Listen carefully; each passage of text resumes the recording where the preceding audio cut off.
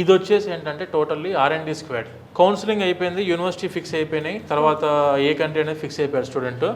ఇప్పుడు అతను ఏం చేయాలనంటే యూనివర్సిటీస్కి అప్లికేషన్స్ పెట్టాలి. మనం యూనివర్సిటీస్కి అప్లికేషన్స్ పెట్టేటప్పుడు ఆ టీం అయితే సపరేట్గా మళ్ళీ డెడికేట్ చేస్తాం వాళ్ళకు. ఒక్క బ్యాక్ అండ్ టీమ్ పర్సన్కి 50 మెంబర్స్ మాత్రమే మనం అలాట్ చేస్తాం. స్టూడెంట్ని అలాట్ చేసే కంటే ముందు ఒక 6 months ఇందులో ట్రైన్ చేస్తాం వీళ్ళందరినీ.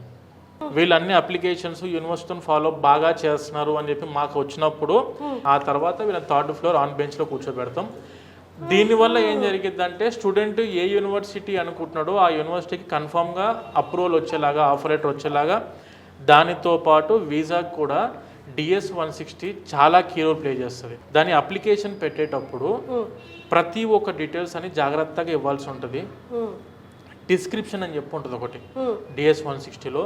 ఈ డిస్క్రిప్షన్లో అతను ఎందుకు ఈ కంట్రీకి వెళ్దాం అనుకుంటున్నాడు, ఎప్పటి నుంచి డ్రీమ్ ఉంది, వాళ్ళ పేరెంట్స్ ఏం చేస్తారు, వాళ్ళ ఫైనాన్షియల్స్ ఏంటి, అండ్ తర్వాత వీళ్ళ దగ్గర బడ్జెట్ ఎంత ఉంది, అండ్ దానితో పాటు ఈ కోర్స్కి ఎందుకు వెళ్దాం అనుకుంటున్నాడు, అతని యొక్క డ్రీమ్ దేని మీద ఉంది మొత్తం మీద అని చెప్పి స్టూడెంట్ని మొత్తము స్టడీ చేసి అప్పుడు అందులో మనం ఎంట్రీ చేస్తాము.